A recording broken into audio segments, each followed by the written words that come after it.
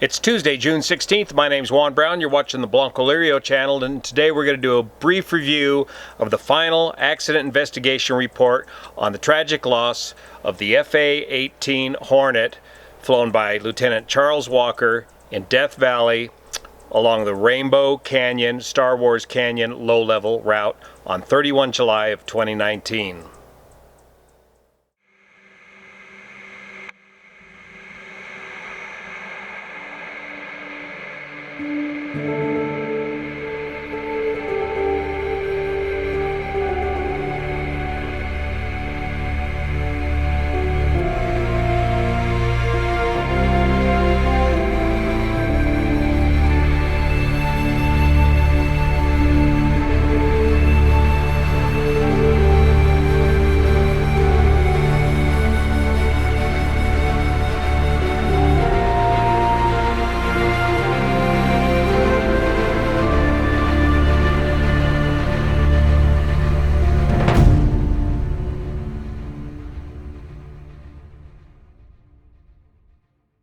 The best, most detailed review of this accident can be found on C.W. Lemoine's YouTube page. C.W. Lemoine is an active duty military pilot. He has the entire report posted on his page. He goes through it in great detail, so I just want to summarize some of the upshots of what we learned from this report. So go over to his channel if you haven't done so already and check out what he has to say about this accident and this report. The upshot of the accident investigation was simply that Lieutenant Walker put himself in a position in which he was too low and too fast from which to be able to safely recover from. And in reading this report, you kind of got to read between the lines as to what exactly happened, particularly in the final 3 seconds of Lieutenant Walker's flight. The final 3 seconds of his flight, well, his aircraft hit so hard that there was no data that was able to be recovered from the wreckage of the aircraft. Lieutenant Walker was in a two-ship formation. Lieutenant Walker was in the lead. His wingman was about 1 mile to 2.5 miles behind him. So as Lieutenant Walker was maneuvering into the canyon, his wingman was maneuvering in the opposite direction, and so his wingman did not catch the final 3 seconds of Lieutenant Walker's flight. He only captured the giant fireball once Lieutenant Walker hit the side of the canyon. There were 7 French tourists overlooking the canyon watching the flight coming inbound, but Lieutenant Walker got down low enough into the canyon to where he disappeared below the edge of the canyon, and so none of the tourists or anybody on top of the canyon were able to witness the final 3 seconds of this flight either. However, looking at the air-to-air TACAN and putting together the rest of the flight, it's been determined, well, I'll show you on a map inside here what the final flight path looks like, and it begs the question, what was going on in those last 3 seconds? This accident occurred in restricted area 2508, the Sidewinder transition into the Star Wars Canyon or Rainbow Canyon low-level route.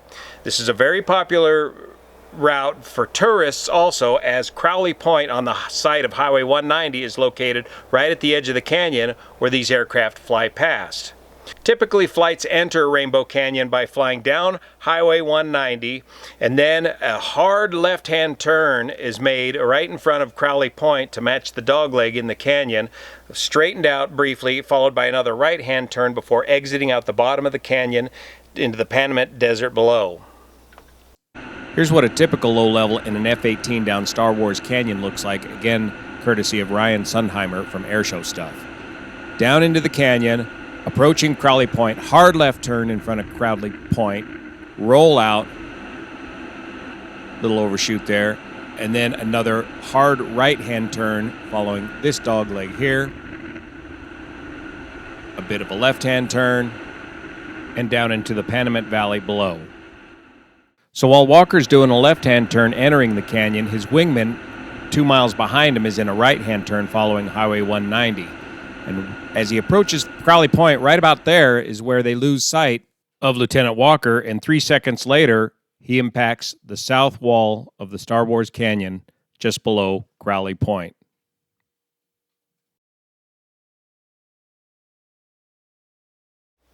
Now, according to this report, Lieutenant Walker had flown this same route in the same aircraft just the day before, and according to his wingman the day before, it sounded like Lieutenant Walker was practicing a ridge crossing right at the Father Crowley Point, which is something I find unusual. I've not heard of folks, of military guys, practicing ridge crossings at the Father Crowley Point.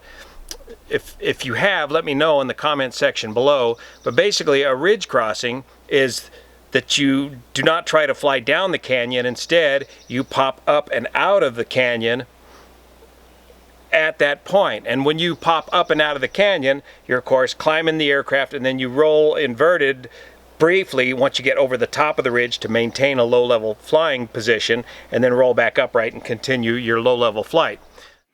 Again, this footage is shown with permission from Ryan Sundheim of Airshow Stuff. This is not footage from the accident aircraft. At 550 knots, or about 10.5 miles per minute, your ridge crossing planning begins quite a ways out. As you reach the top of the ridge, you then roll inverted to avoid negative G's and remain in the low-level environment to maintain the tactical advantage of avoiding enemy ground fire. The extremely varied terrain found in R2508 in the Southern Sierra and Death Valley creates a great training ground for aircrews to practice these critical maneuvers.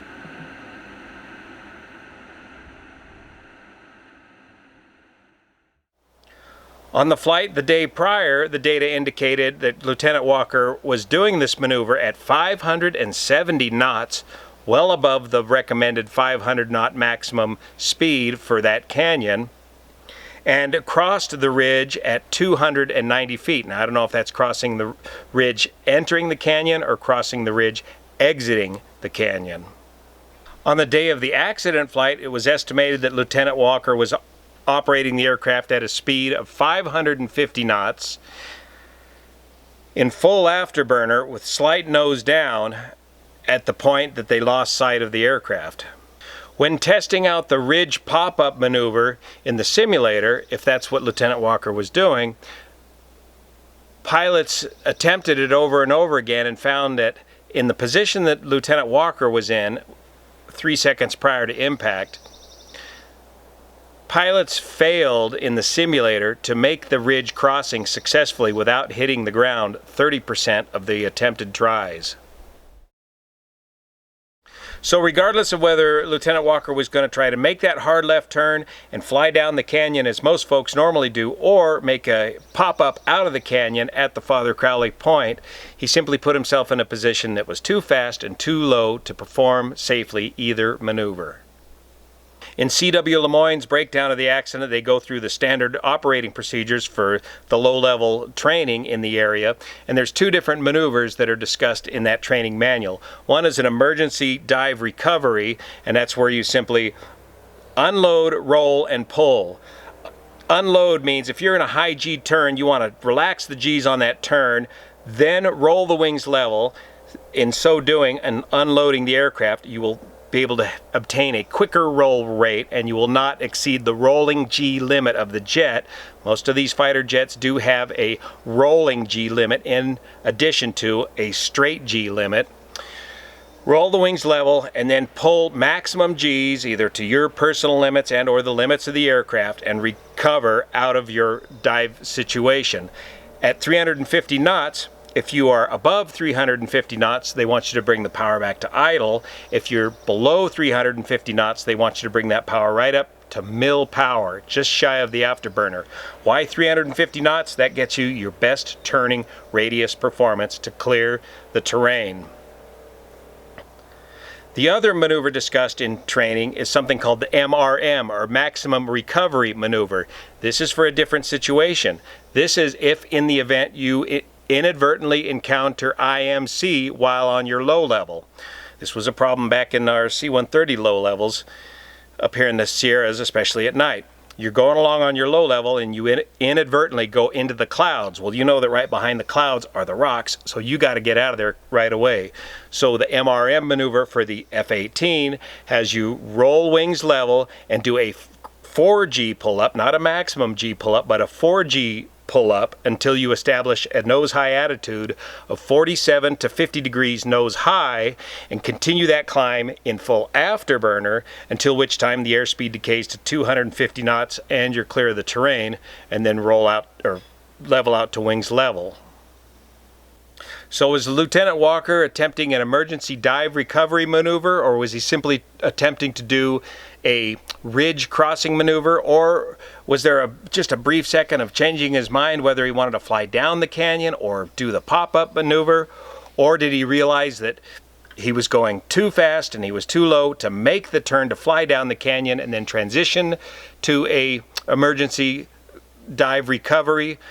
We just can't tell because the data's not there in the last 3 seconds. But regardless, he simply put himself in too low and too fast of a position to safely recover the aircraft. Lieutenant Walker was one of the most experienced pilots in the squadron, one of the most experienced low-level pilots. He had been on leave a week prior. He had flown this same profile just the day before.